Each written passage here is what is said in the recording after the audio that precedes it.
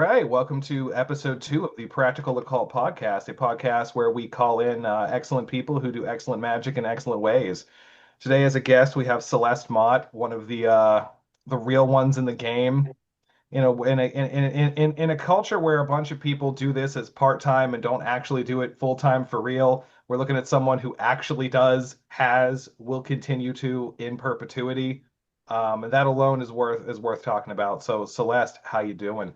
I'm good. I mean, we hope in perpetuity. I might just start working at a gas station for fun. I don't know. And gas station conjure is the new frontier of magic, and to assume that it isn't is just I naive. mean, I live in New Orleans. Station conjure is a real thing, probably. I mean, you can go down there and get a 7-day candle. So I mean, hell of an album title too. Let's be real. truly, truly. Well, No, I'm doing good. I'm doing good. It's a beautiful day. Had to pay someone $150 to remove a dead opossum from under my house earlier, so we're off to a good start. again, gas station conjure. We are here for it. That I'm is saying the lifestyle, the move, and the movement. So swamp life, swamp life. that's right. So in this podcast, we typically get rolling with people by asking them about operative sorcery, especially in a community where there are still not merely holdouts, but large groups of people who almost willfully don't believe magic actually does stuff. Hmm. So, if you could speak to that kind of quickly, like when it comes to magic that works, Hmm. like, what do you think is something that people should know? Oh man, I don't want to go off on a rant right out of the gate, but maybe Do I it. will. I don't That's know. what we're here for. So I think that people often misunderstand what magic working looks like, insofar as you have people coming in to the practice who perhaps don't have a ton of experience, and I get clients like this sometimes, which is totally fine. I welcome the people who are newer to the game, but I think sometimes there's a fundamental misunderstanding with those folks about what it looks like to have magic work. And I mean, Alex, you and I have talked about this privately, but it's the issue of, first of all, like wanting correctly, understanding what your expectations are, going into it with reasonable expectations. And I don't say that to say that you have to go into a magical operation expecting jack shit. Absolutely not. I think, in fact, you have to have higher expectations, but you also have to temper that with what you're going to do on the mundane end, because time and time again, like my pet peeve in the community, whether it's, people with experience or not, is folks who do the operation, they get the result, and then they fuck it up immediately. Oh, man. Yeah. Like, nothing annoys me more than that, because this shit does work. And I think it's very easy to do an operation or a spell, whatever you want to call it, to have the result manifest, and then to find ways in your own head to convince yourself that it didn't manifest. And oftentimes that's because you get what you want, and then you, what do the kids say, fumble the bag. You fumble the bag like exponentially, and then you want to say, oh well, it didn't work, like the magic didn't work. No, the magic did work. You're just stupid. Like that's the issue there. So that's one of the things that annoys me. I think the results are there. I think people often get results even though they claim not to. I don't really, I mean, yes, some people's magic does just suck. That's a real thing. But oftentimes I think it's not that the magic sucks. I think it's that people don't have the correct lens to see what's actually going on. And that's why, like, a big part of what I do personally, but also I try and like help other people do, is to develop that lens to see what's actually going on. Magic is a lens that you put on the world, which isn't to say that there aren't tangible material results, but I think you're going to miss a lot of those tangible material results if you're not employing the correct framework. I don't know if that makes sense. But it does. But if you could elaborate a little bit more on like strategies to employ, like to narrow one's aperture and then to widen one's aperture, as it were. Yeah, I mean, I think a lot of it for me comes through a conversation and a cultivation of synchronicity has been a big thing for my practice, like from the get-go. And I mean, in terms of a personal anecdote, that a couple of years ago, and I've talked about this publicly, so it's not like a secret, but a couple of years ago, I did a love a drawing spell because I was sad and lonely and you bullied me into it. Basically, you were like, "Do this," Yeah, I and I was did. like, "Fine." Your And magic. again, it's not because I didn't think that operative sorcery worked. I mean, I've seen magic work in my own life and in the lives of my friends and my colleagues over and over again, in the lives of my clients. But there was a real mental block for me with that particular working, and I think part of it was that I was scared of it not working. I was scared of doing it and then having no result. But I think part of it was also sometimes the magic we most need to do for ourselves we put off. Like this is something I experience all the time. I'm like, I'll just do that another time. I'm not going to do it right now. Anyway, I did the working, and I knew myself sufficiently to know that if I did this working, I was going to miss the fact that this person appeared in my life because I'm stupid. And sometimes I have giant blinkers on. Even though I know magic's real and I know it works, I have this like little Agent Scully in the back of my head that's like, oh, Mulder, I don't know. Is it really aliens? Like, come on, man. So I built in like a synchronicity kill switch, basically, where, or, a synchronicity trigger. And I said, okay, when this person shows up, I need there to be a really big synchronicity around like keys. I need a key synchronicity to do with this person. Otherwise, I'm gonna, I'll match with someone on a dating app and I'll just be annoyed and tell them to fuck off, which is actually what happened with this person. They turned up and like the initial conversations we had, I was like, I don't know. And like, we had our first date scheduled and I was getting my nails done with my friend and, we were setting up the time to meet and the nails took too long and I was like, nah, maybe I just won't go and meet with this person. I don't know, like I was just so over the whole thing. But anyway, I finally like pushed myself to go meet this human being. And sure enough, first date, he's like, so anyway, what's your whole thing with keys? I noticed on your Instagram you have a lot of key stuff going on. And I was like, oh, I don't know, man. I just like keys, whatever. And he pulls this key necklace out of his shirt and he's like, I've been wearing this key necklace for 3 years, but I don't really know why. I just kind of started cause and I was like, all right. And then, multiple other synchronicities. But I think without that synchronicity trigger, I would have missed the signs. So for me, that's a big part. And I do that with a lot of the magic I do now for myself. And I encourage clients to do it as well, is like build in that little tell, because that's going to help you see. And once you see the results, like that working, for example, any doubt that I had in the success of magic was obliterated with that working. I was like, well, okay. Now the Agent Scully has been like gagged and shoved in a cardboard box because I can see now that this is real and it works. No, it's true. I mean, every time you have another magical result or even see one, Celeste will message me and be like, "It's real.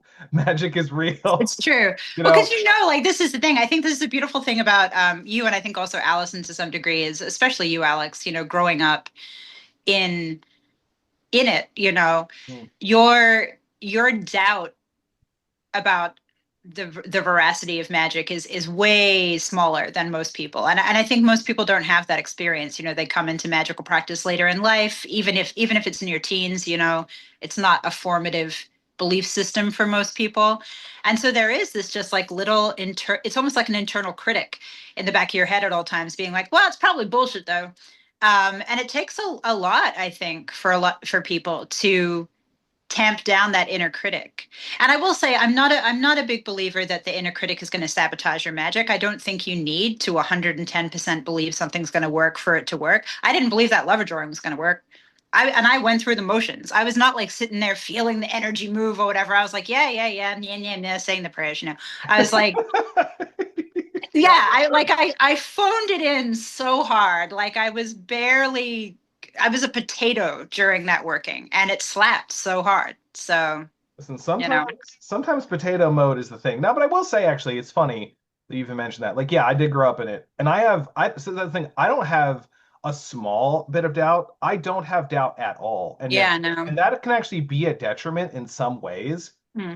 Because and I had to learn this a lot teaching people, over the years, coaching people, even having other friends. I used to be 10 years ago, I was insufferable about it. Like I even look back at like things I wrote in my journals and I'm like, Jesus, you're a dickhead. And I'm still a dickhead. I'm just a different kind. But one evolves one's dickheadedness. But like the thing is, there are times too where sometimes that skeptic voice can actually become an ally, not in the Mhm. whole is magic real, but like because I see this on the other side, because I know other people who have no doubt, no hesitation, none of that. And they have the most detrimental levels of magical thinking. I honestly don't know how I Mhm. dodged that Mhm. because there are still times when I'll do a spell and it won't work. Because again, no one bats 1,000, right? Like we all fail occasionally. And I'll be like, oh, well, whatever, fuck it. There are some people who are like, no, actually, like my spirits didn't want me to succeed. And they're actually holding this back for me. And I'm like, no, no, you just didn't get it. It's okay. Like you just didn't. Yeah. So I will Yeah. say, like, you can make that voice an ally. Well, And I think that plays into discernment, right? Like, oh which yeah. is super important. And I know that you've got some stuff I think that you're working on with other people that kind of taps into that discernment piece of the puzzle. But that is really important. I mean, yes, to some degree, being delulu is indeed the solulu. I will say, I think there's an element of that, but you have to have reasonable expectations and also understand that yeah, you are going to just fail sometimes. I mean, also your spirits, hopefully ideally, are not just like cosmic yes men who are telling you like, yeah, cool, baddie, get it, girl, boss babe mode at all times. If you're really cultivating good and right relationship with a host of different spirits, you're going to encounter some spirits who are like, not today, Satan. Like you don't get that. Why do you want that? No, I think not. If you're not hearing from your spirits or from the entities that you're interfacing with, if you're not hearing no sometimes, then I have questions about how attuned you really are. Because Oh, I absolutely. mean, I don't know. In my experience, it's not a cosmic yes men situation. I get the fucking tar beat out of me by my spirits sometimes. Holy fuck.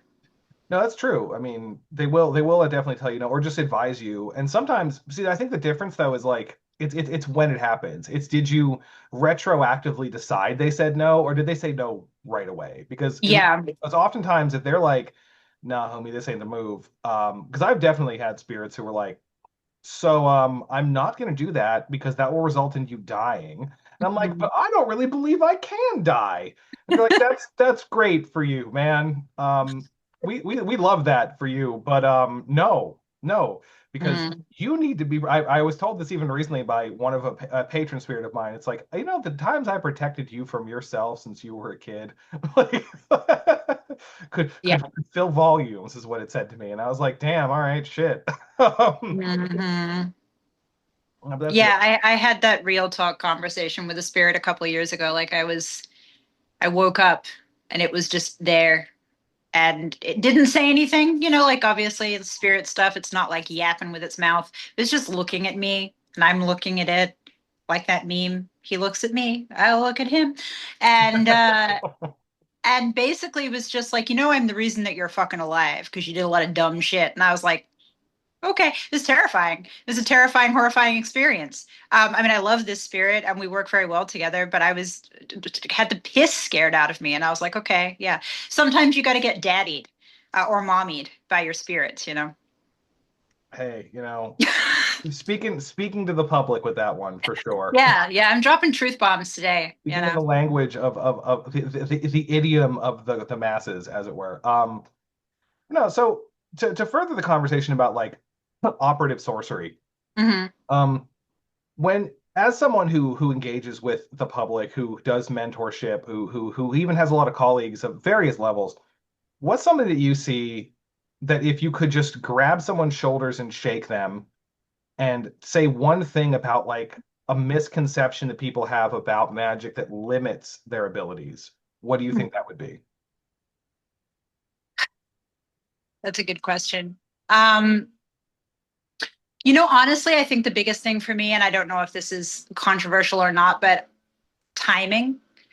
Timing is one of the things that really frustrates me when people are expecting a result sort of instantaneously. And again, it's something I see more from newer practitioners rather than people who've been doing it for a while.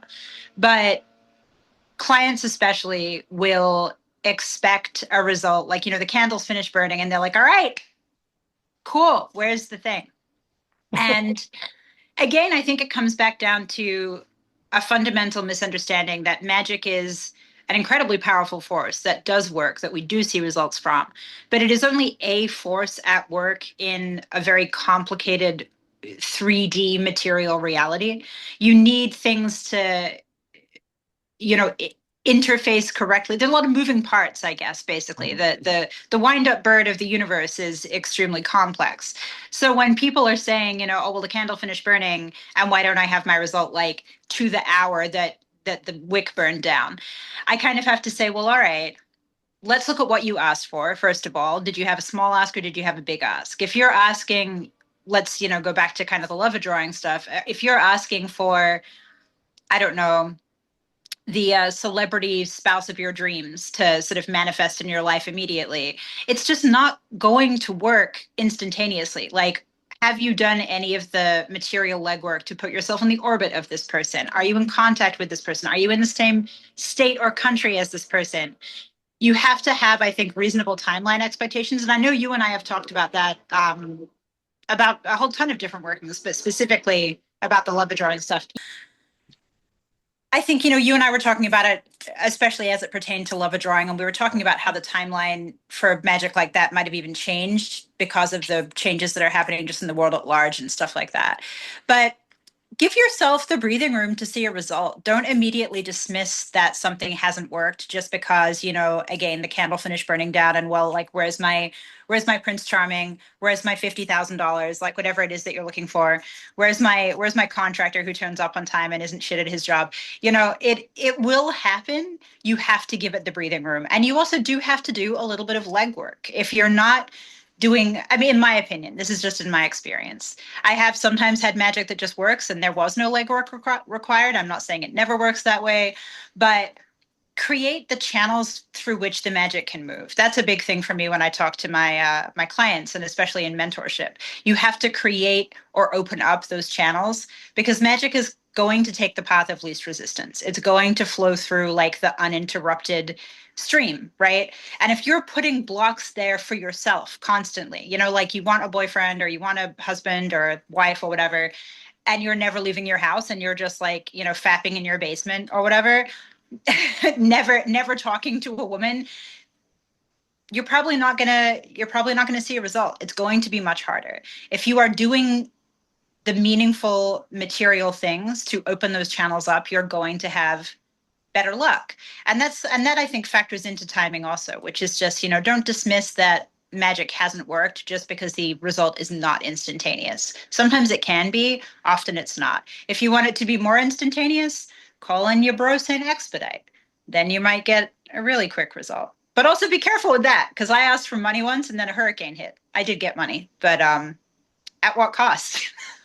Well, that's exactly the thing too. I tell this to people too because I have had some students who have been like, "Fuck it, how do I make it happen right now?" And I'm like, "Okay, be crazier about Yeah. it." Like that's the thing. I mean, so let's say you do your lover drawing, and again, like the mechanics of the world, right? Not merely what are you doing, but like what is the world doing?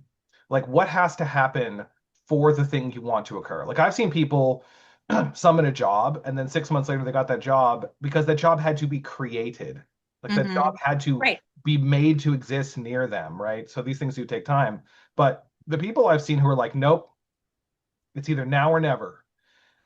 Sometimes you do crazier magic. I mean, I have done this. I know plenty of people who've done this who either have stacked so many magical attempts towards the same thing that it's like they punch the side of the universe, it cracks, bleeds, and breaks, and then gives them everything at tremendous cost. Yeah.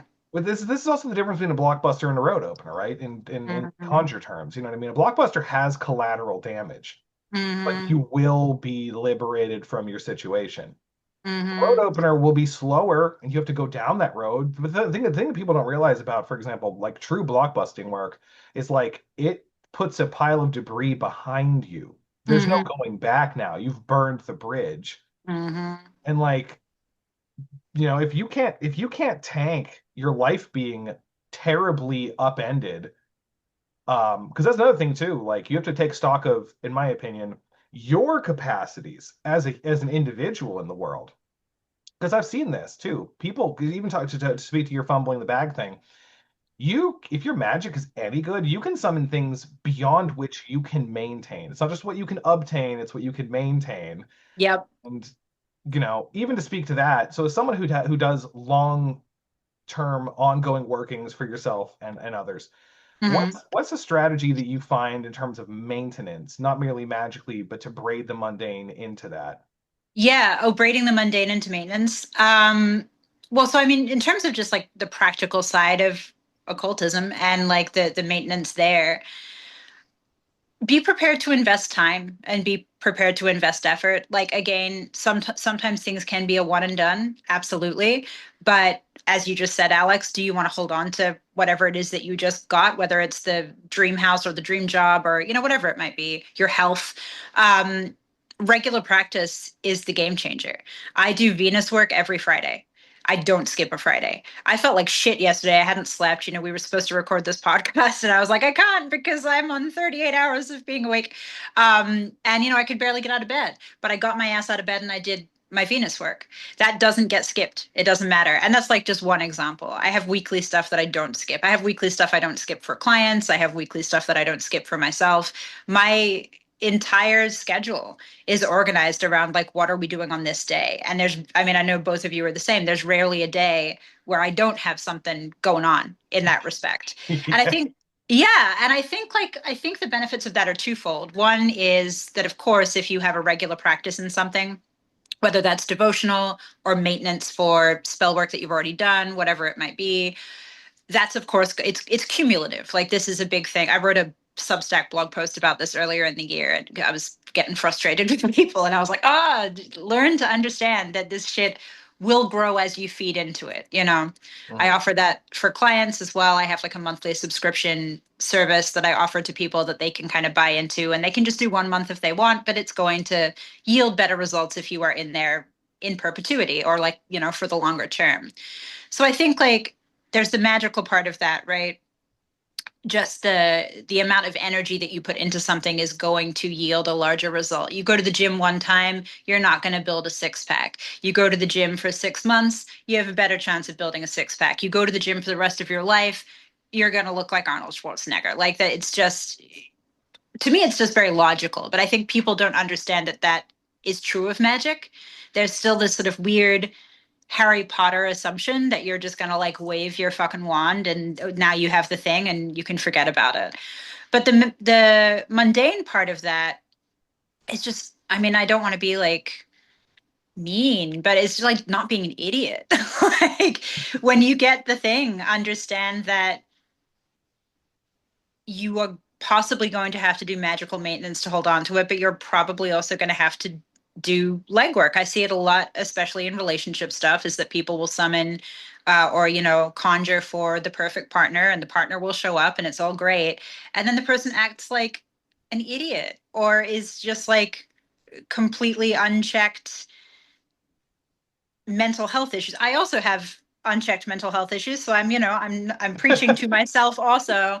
But you can't be a horrible bitch to the person that you summoned into your life and expect them to just stick around. It's not going to work that way. I mean, it could work that way if you did other magic about it, but Mhm. maybe we don't do that. I don't know. Yeah, well, it's interesting too because I think I think a problem that a lot of occultists have is they don't want to accept that on some level, and this is actually a thing I'm curious about your thoughts on genuinely, because it's the thing I've come up against with people privately messaging with me and being like, I have a hard time accepting, they say to me, uh, that I can't have this thing Mm, without magic. That I have done my very level best to achieve whatever the goal is mundanely, and I can't do it. mm, For me, one of the benefits of the no doubt thing is I'm like, well, this is just another part of you. Like you haven't used all of you if you yeah. haven't used magic to attain this thing. Like that's part like you were hamstringing yourself if you weren't using this because it's part of Hmm. you. It isn't like the people you look at it as like cheating or being deceptive. And on some level it is. Like I'm not gonna sit here and pretend like it isn't. It is an exploitation of an unfair advantage, but so is being uncommonly intelligent, being Hmm. uncommonly beautiful, being able to do a backflip, that can solve most social problems.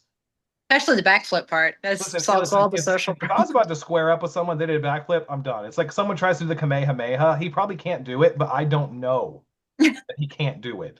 So I'm not going to fight him, you know? But truly, It's real. what's your take on that? Yeah, it doesn't make sense to me that people would have a resistance to that. Maybe it did make sense to me at one point, but I think I've just been so in it, especially for the past like 6 or 7 years, that these days it is, I think, you said that idea of it just being another part of you, an extension of you. Like that's true. It's like saying, well, but I can't lift that box unless I use like my arm muscles or unless I use my hands. And I just feel like using my hands is cheating. So I shouldn't do that. Like if I can't lift that box with my teeth, should I even have that box? I don't know. Like it's just a weird mentality to have. Like use the skill set, use the muscle, if you will. It's another part of our universe. It's another part of us. In my opinion, most people, if not everyone, can learn to use magic. Some people are, like your arm muscles. Some people are born with a greater advantage. Some people have to work at it a little bit harder, but everyone can do it. If you're not using that, if you're not training it, if you're not utilizing it, you're just leaving opportunity on the table. And that doesn't make a lot of sense to me. Like, so yeah, I don't know that I don't think I've ever had the thought of like, oh, but I can't have this unless I use magic, so I don't deserve it. That feels almost a little bit like puritanical, like leftover religious, like ish a little bit. Do you know what I mean? Like that thing of like, Yeah. well, if God wanted me to have it, I would, and I don't. So maybe he doesn't, it's like throw everything at it and see what happens. Like, why not? Why are you not living a better life? Why are you not doing more? And I see this, I mean, you and I have ranted about this, but I see this a lot in occultism circles. People who just have bad lives and who are seemingly not really thriving. And I don't get it. I'm like, what's the disconnect? Are you not doing magic about it? Are you doing the wrong magic about it? Are you scared to do the magic about it? Why are you, a seemingly very magical person, living a bad life? Or a life that, when I say a bad life, I mean a life that is very patently dissatisfying to you. I don't really understand that. I mean, I think an interesting factor in that too is one's ability to take stock of where one is, Mm, honestly. And that's not the most comfortable thing in the world to do at the best of times, especially when absolutely. you're in the hole in some way. If you're like, wow, I'm extremely unhealthy, in a crap load of debt, unemployed, ugly, stupid, and cursed.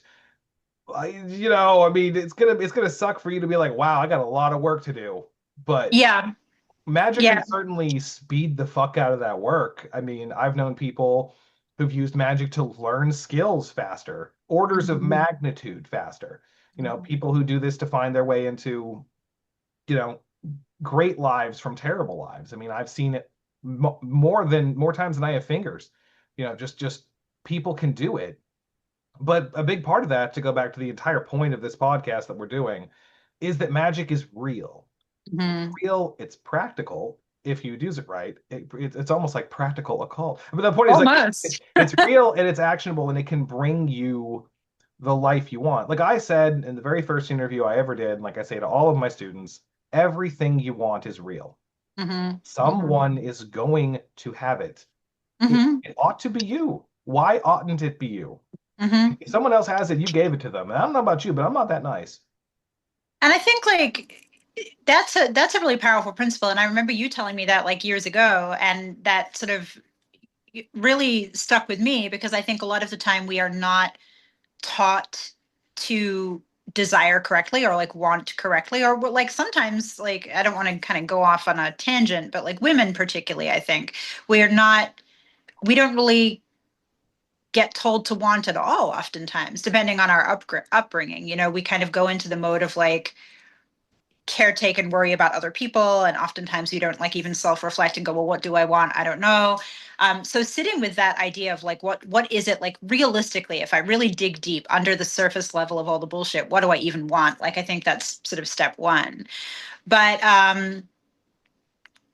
Yeah, the idea of everything that you might want somebody has, and that it is like out there somewhere a material reality. Why not you?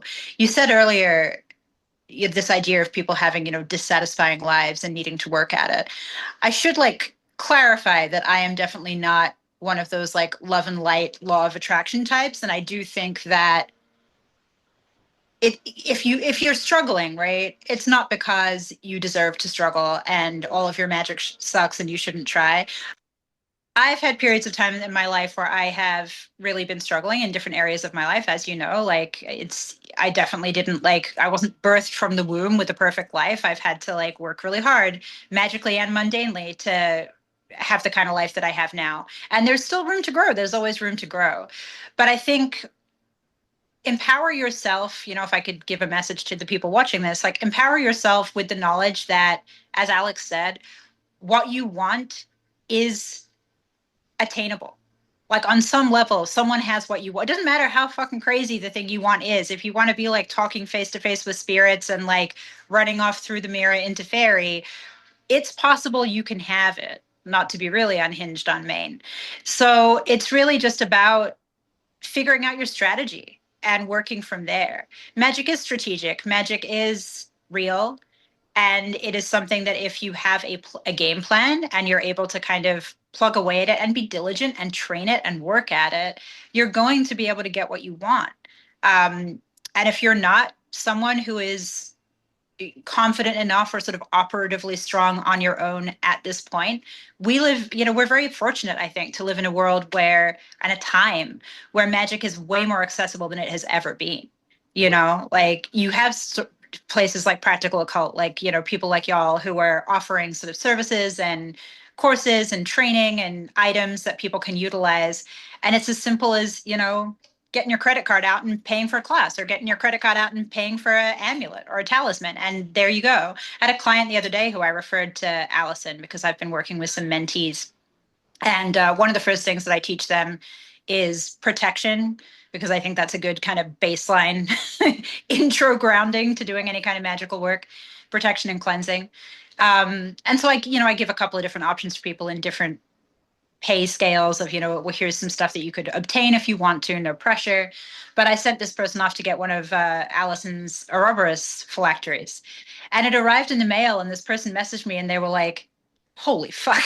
They were like, whoa, I can feel this thing. Holy shit. I was like, yeah. Yeah, well, now that it's very, very real. And we're very fortunate that we can access the work of other people who are doing this, full time professionally, have the experience, have the skill.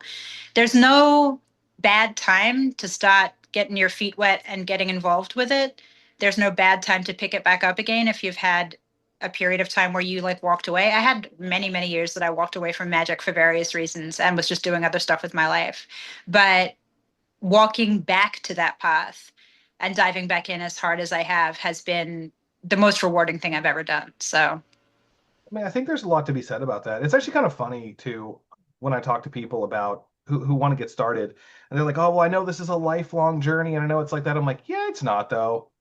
Like it is and it's not. Like you can learn how to be, especially in today's world with all the resources that are there. You can learn to be operatively good in magic in 18 months yeah. if you're diligent. But like it's kind of funny because once you get good, you just keep using it. Like I've told this story before, and I could tell dozens more, but every time I'm around Allison in person, I just see her operatively do magic that makes things happen. Like she's fixed machines with PGM magic. I've seen it. Lots of people have seen it. She's taught people how to do it. If you're ever in a car with her, the energetic shielding she does. I remember once we were driving, she was driving back to the airport, and there was this torrential downpour, and everyone else is like really scared. And she's like, oh, wow, it's raining. That's crazy. Like, I mean, it just feels like pulsating energy of protection on all these levels. You're experiencing all these spirits like floating around the car, protecting it. And she's Mhm. just placid like a lake in a perfectly Mhm. unblemished day of spring, just like, oh, wow, it's crazy. Wow. And like, every other car is struggling and hers visibly isn't. Like Mm. it's like you can't even feel the friction of the road in the car. And it's like that's an example of just how much this bleeds into your life.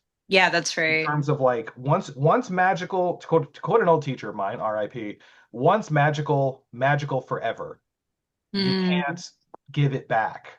And like she said it as a warning because on some levels it bites you because, I think every very psychic person has had the experience of going into someone's house and looking at their parents and going, "Oh, they're going to die in a year." Like, mm. "Oh shit, that's not good." Or like, your friend has cancer before they have cancer and you're like, "Oh fuck." You know what I mean? Things like that. So like, yeah, there's a cost, and to be the boss, you must pay the cost. But That's true. It's a but good mantra. I'm Jesus curious, like said that. I don't I was there. really. I was What's there. what Bible verse is that exactly? I just That's NASCAR Jesus. Oh yeah, okay. NASCAR 27-2. That's what I'm saying. That's what Understood. I'm saying. Anyway, you were Um, saying. no, I was gonna ask Allison because that's such a cool story about like the car and the rain. But like in terms because we're talking, right, about like maintenance mode and like operative sorcery as like an ongoing practice and having it be like that additional muscle that you're just like working with and it becomes like part of just your daily normal life. In a way, like the magic and the mundane becomes like inseparable. I think if you do it enough, it's not really two different things. But I would love to hear Allison talk about like working up to the point where that became just literally the day to day. Because I think, from as I recall, Allison was not birthed from the womb in an occult context. So if you're comfortable talking, I would love to hear like how that became the case that you were sort of doing it operatively on the daily. Yeah, so I definitely wasn't born into a family that embraced the occult or believed in it or, taught me anything about it.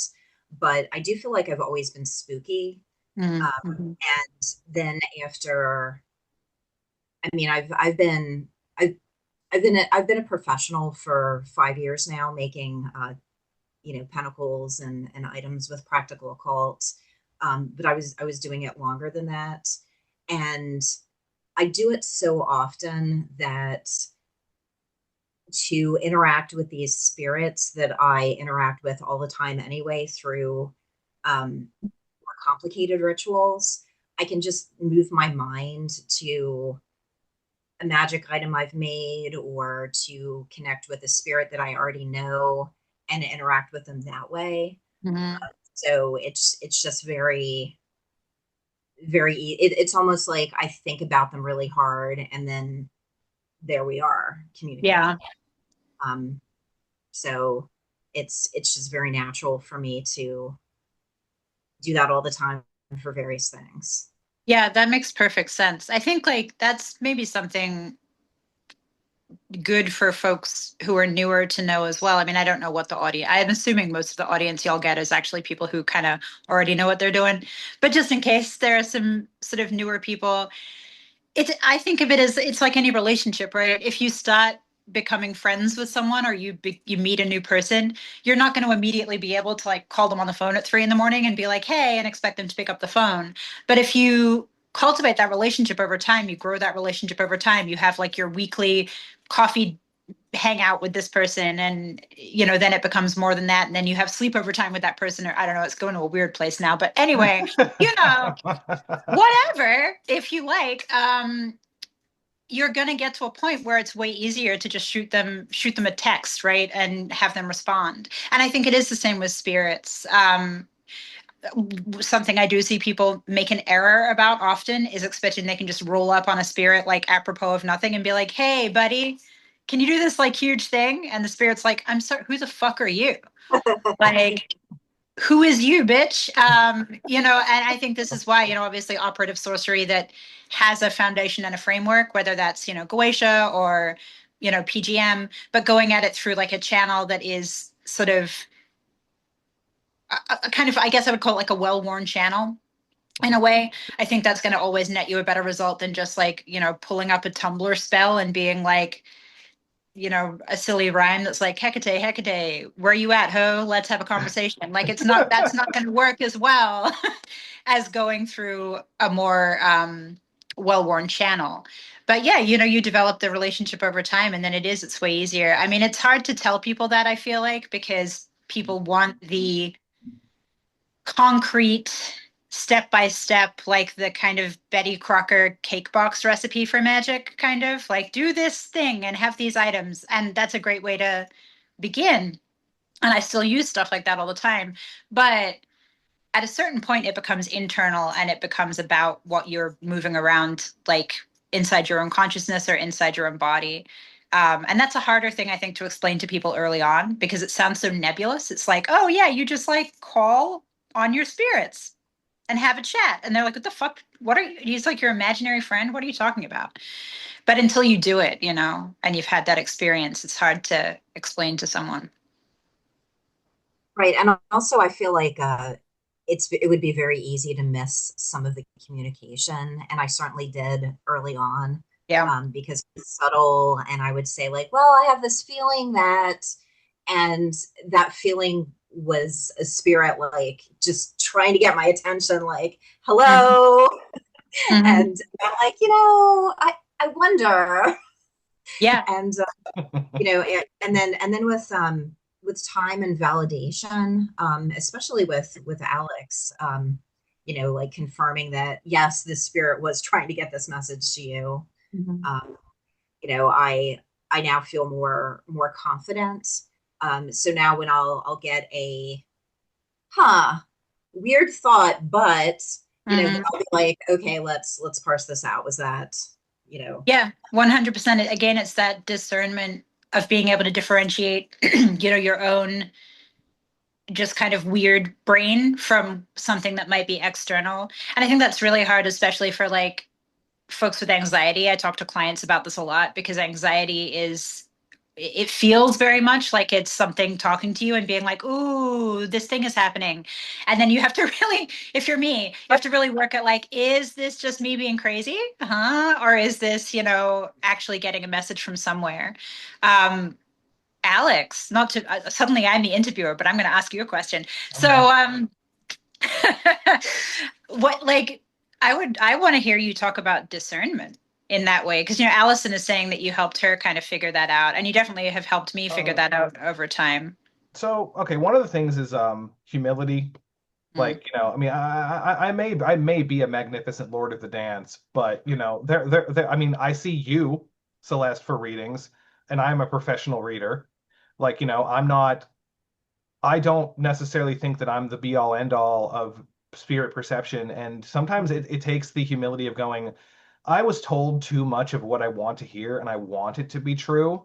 I'm going to go to someone else who I trust to have good spiritual perception. And that's kind of the catch-22, because people are like, yeah, but what if I don't know anybody? There are professionals you can hire, but honestly, there's also trial and error behind that too. Like, I hate to be this guy, but like, people are not hesitant, even with how much it costs in America to get a second opinion from a doctor or another doctor. You should be unhesitant to get a second opinion from another esotericist, especially someone you don't know, someone who's not attached to what you do. More 100%. specifically, someone who does something different than what you do, because they can look at it through a different lens.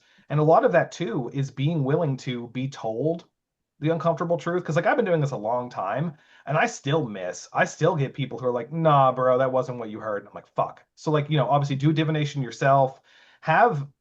Because I mean, again, no matter how developed your spirit perceptions are, and mine are reasonably well developed, through work, a lot of work. But there are still times when I'm like, I'll do a yes or no card reading. I'll use a pendulum. I'll do these things to be like, am I hearing this right? And then even then, the biggest thing about discernment, and I teach it to students, is the maybe box. If it is not actionable right the fuck now, it goes in the maybe box. Because you can get anything from Edgar Casey Atlantean visions, and we love those. We love those. Anyone who says they don't love those is fucking lying. That's one of the reasons why we're here.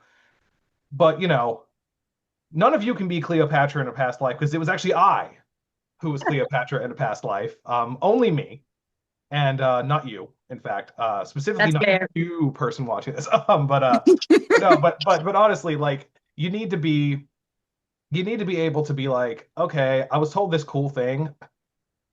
It doesn't matter if it's real or not if I can't use it right now. It's all about what works for you right now. And honestly, one way you practice that is you get yourself a pendulum, you get yourself a little crudely drawn map of your house. You get someone to hide something in your house, and you dowse for it.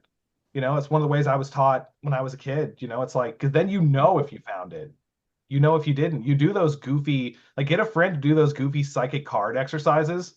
And it's Yeah. the fact that you are going to suck no matter how psychic you are because pressure is now being applied to you. Mm-hmm. There's so Mm-hmm. many accounts from like Cold War era Soviet studies of like people taking a village witch into a laboratory and they're like, do the psychic thing. And she's like, but I can't because that fucker's cursing me. And it was always the Mm-hmm. biggest skeptic in the room whose psychic weight was just boring down. And she was, Yeah. I can't hear my spirits in this room. It's too clean. It's away from the forest. My favorite Mm-hmm. tree isn't here.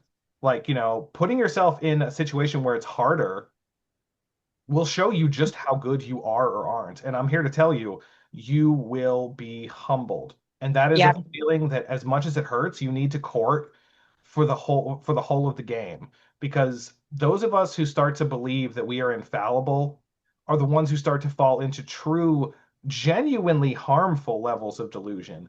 That Mm-hmm. everyone's cursing me, everyone's out to get me. And again, but the other side of that is like be careful when you ask questions because your divination might tell you the truth. So don't do shit like, does my girlfriend wish I posted this on Instagram the other day. I had a bunch of dudes be like, does my girlfriend wish I was taller? And the Oh answer man. was literally universally yes. And they all got their feelings hurt about it. And I'm like, don't ask a question that one, you know the answer to, and two, that you aren't ready for. This is where that self-knowledge comes from. Look, if you're tender about something, it's okay to baby step yourself through it because we're looking at the duration, right? We're looking Mm-hmm. at we're looking at the game, not just today, but like the duration of your life. And being self-aware enough to be like, I need to baby step myself through this stage is the difference often between success and failure in the long term. Mm-hmm. So that's just a few words on discernment in terms of magic. Yeah, I think like you told me once too. I'm cycling this into briefly talking about dreams if we're down, but spirit discernment in the same way, right? Like the way that you test yourself, test your spirits, because all sorts of things can pop up and start yapping at you, Hmm. and they probably are spirits, but are they spirits you can trust? It's the same thing. Like I think people get very excited when they first have what appears to be a spirit interaction, what probably is a spirit interaction. You get really jazzed, especially if you've never had one before, because you've worked the muscle and you're like, oh, I heard a thing or I saw a thing. Wow, that's so cool. This spirit told me to like invest in a bunch of Lego to sell on eBay. It's a great idea, whatever it is, right? But test that, test that guy. You don't know who he is. Like he's saying that he's, I don't know, Belial. You don't know that he's Belial. He might be like some dead guy. And I think like this is something that I don't see people discuss that often, especially in the outer reaches of the occult world.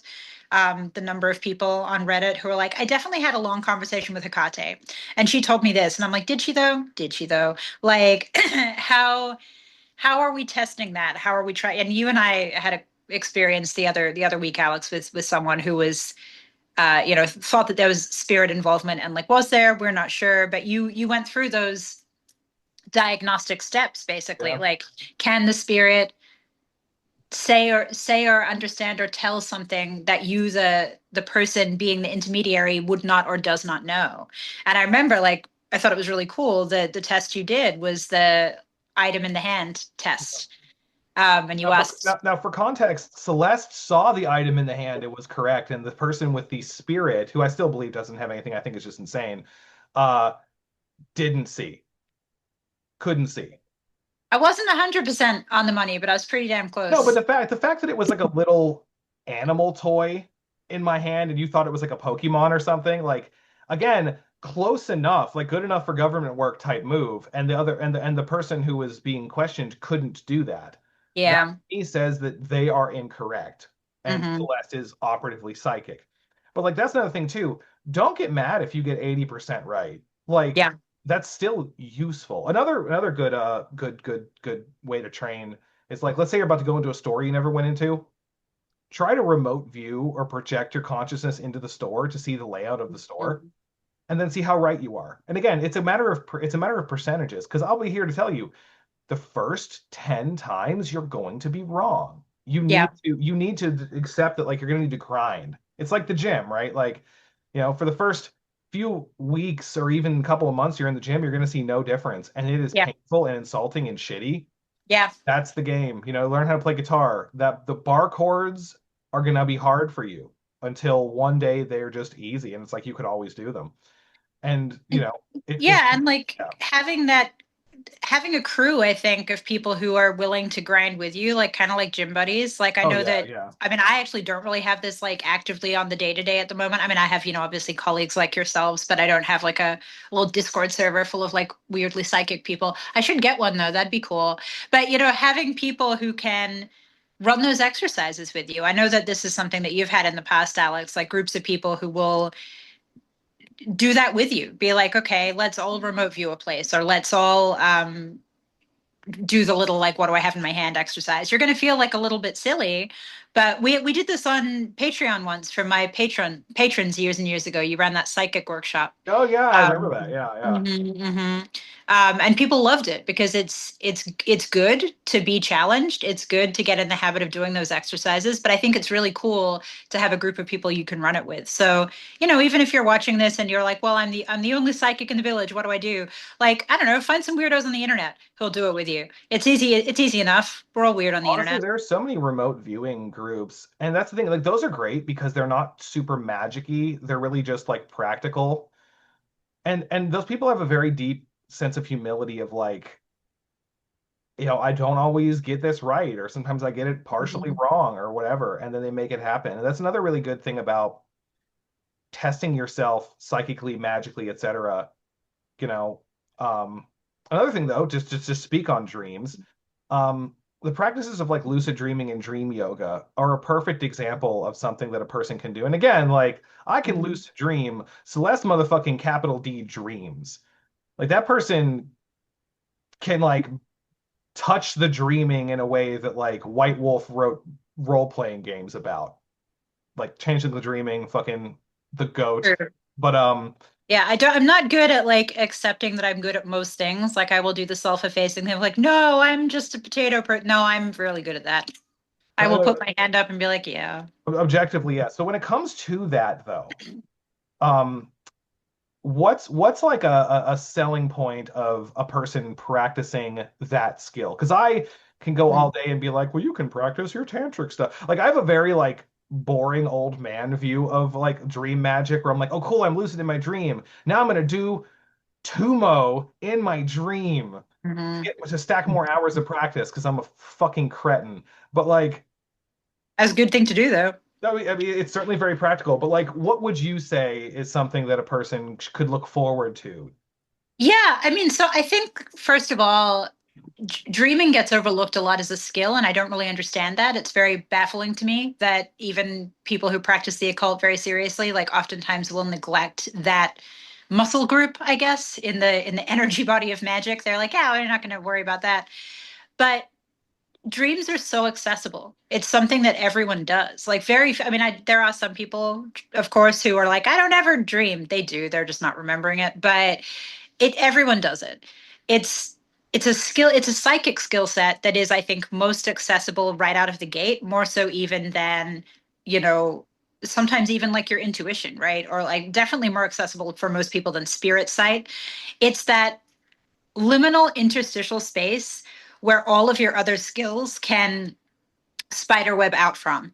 And everyone does it, everyone can do it. Your base skill with dreaming is already there. All you have to do is start scaffolding onto it. So, regardless of where you're starting out, if you're starting out as someone who barely remembers their dreams, like you still have your foot in the doorway.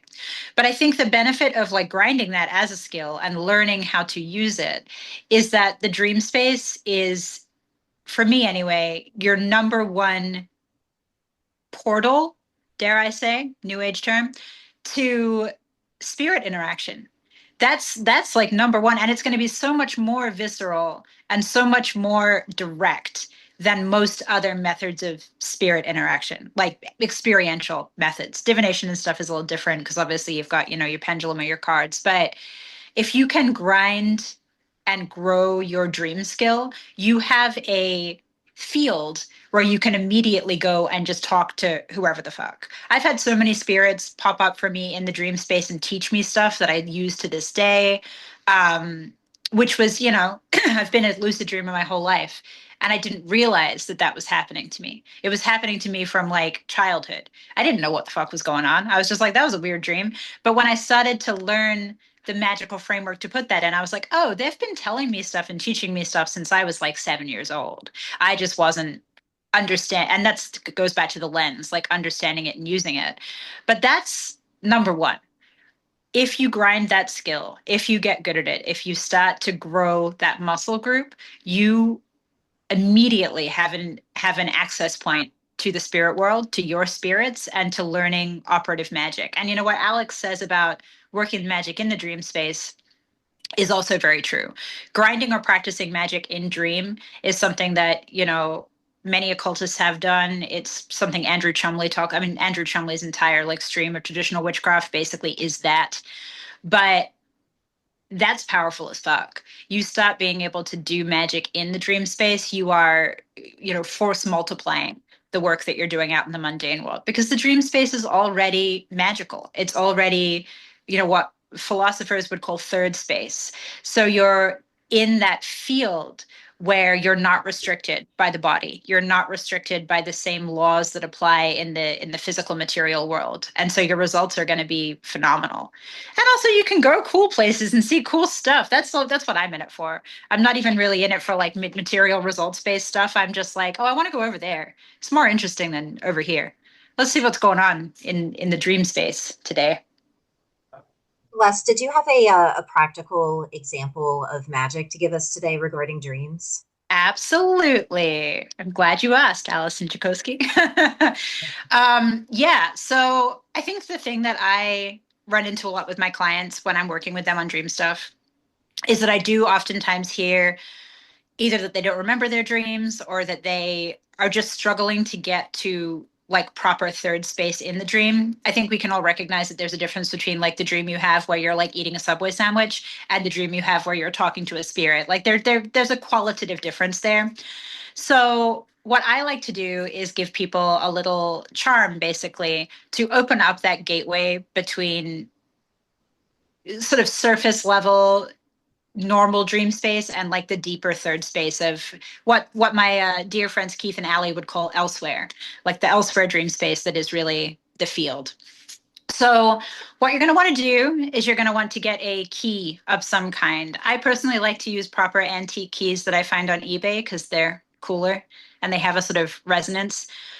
But if you want to go to a craft store and get a Michael's key, that's fine too. It just has to look like a key. And then you're going to get some mugwort.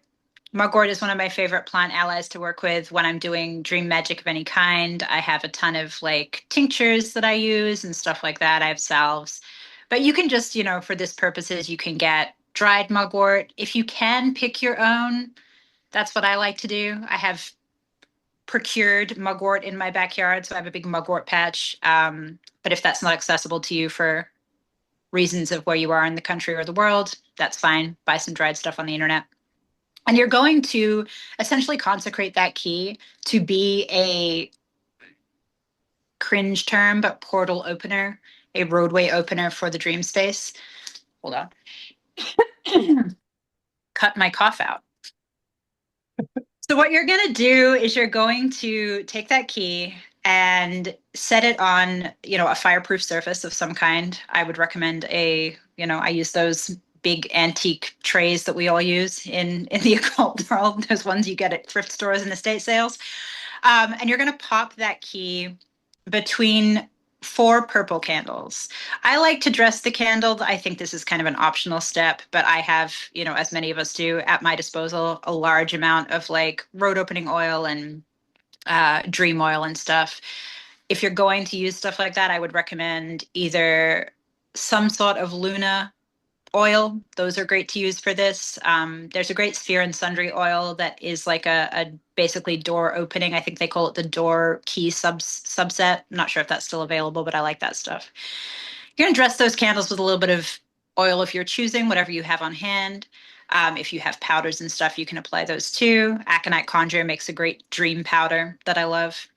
And you're going to set that key in the center of those 4 candles. I like to, as I'm burning those candles down, also say the Orphic Hymn to the Moon, Orphic Hymn to Luna. I also sometimes do Orphic Hymn to Mercury. Basically, you're going to call in any kind of spirit that is either Luna in nature or some sort of like messenger road opener spirit. For me, that's always the moon and Mercury. For you, it might be different if you have spirits in your court that you work with, or, deities that you work with, who Hecate is another one that can be called in. I don't, because she doesn't fuck with me. I don't know why. Call in those spirits and you're going to ask them to charge that key. The mugwort comes in as a smoke cleanse, essentially. So get yourself a little charcoal, burn some of that mugwort, and you're going to hold that key over that mugwort, not infusions, what's the word? It's a fumigation. And that's the point that I would probably call your spirits in. As with any kind of work where you're charging an item, or you're turning, I mean, Allison knows, of course, you're turning a mundane item into a magical item, you're going to want to speak to the item itself. You're elevating it from mundane kind of, this is just a thing. You're calling that spirit out and you're asking it to work for you. So you're speaking to the spirit of the metal, you're speaking to the spirit of the key, you're asking it to fuse and bond with the spirit of the mugwort, which is the plant ally for, transcendental dreaming and trance states and things like that. And so you're going to talk to it, you're going to ask the spirits to infuse that with the energy to be able to open this portal. And that's pretty much it. You can leave it until the candles have burned down, and you can always divine on any shapes in the wax if that's something that you believe in, which it is something that I believe in. And there you have it. It's your little kind of dream portal key. I like to put it under my pillow when I sleep. There's an optional additional step where you can also anoint any kind of mirror that you have in your room with mugwort oil or Luna and mercurial oils to kind of in the four corners of the mirror or around the surface if it's a circle, make that mirror a kind of portal. That's the additional step that I would not recommend unless you are ready for things to get very fucking weird. I am ready for that and I love it. So I have a portal mirror in my room at all times, but that's not for everyone. You're going to start seeing some weird shit. So, maybe that's the intermediate step. Additional optional step, if you want to get really fun and crazy with it, I like to take that charged sort of almost talismanic key and go pop it somewhere extremely liminal and magically charged for a few months. The one that I used personally, I took out well, not anymore. There's a video on my Instagram about it, but I think it's not pinned any longer. But I took my dream portal key out into my favorite hiking spot, which is actually in like this, it's in Mississippi. So it's like a 2.5, 3 hour drive away. But I went and I took it out there. I left it in the hollow of a tree, like dressed with like honey and other like fae offerings for about 3 months. And then I went home and I forgot about it. And I went and retrieved it after 3 months. It's like a 45-minute to 60-minute hike up into the hills in Mississippi. It's not an easy journey. It in and of itself, it's kind of it's exertion, it's energy that you're putting into doing that retrieval. And I really didn't know that it was still even going to be there. I was like, some kids probably like yoinked this out of the tree at this point. And it was still there 6 months later almost. And for me, that was a very important additional step because it's kind of like you're handing this item over solely to spirits at that point. You're saying, here, I'm leaving this for you. Elevate this, make this something that I can use. And then to go back and have it still be there like it's been waiting for you. I don't know. It's just a very visceral experience. So I recommend doing that, but you for sure don't have to. If you're at home listening to this, you're like, I want a cool dream key to open the dream space.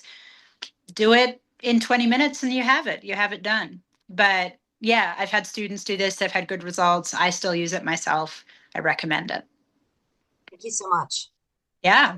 No, that's fantastic. And I think on that note, I think that's a good place to end the interview. We're thrilled to have you here. Tell everyone where they can find you and your delightful experiences on the internet.com, .org, .gov, .edu.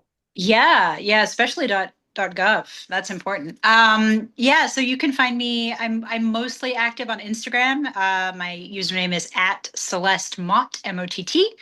I also have a website, celestemott.com. I have TikTok, but don't you can find it if you want to. It's not important. There's a lot of memes over there. But yeah, on my website, you can book a reading with me. You can book a spellwork consultation. And I do also have a Dream Magic 101 course that you can literally download today. It's pre-recorded. Go buy it. You can download it. It's there. And that's going to go over sort of my beginner and intermediary thoughts on how you can start building that muscle group up. So yeah. All right, well, fantastic. And on that note, we end this episode of the Practical Thank Occult you. Podcast. Awesome.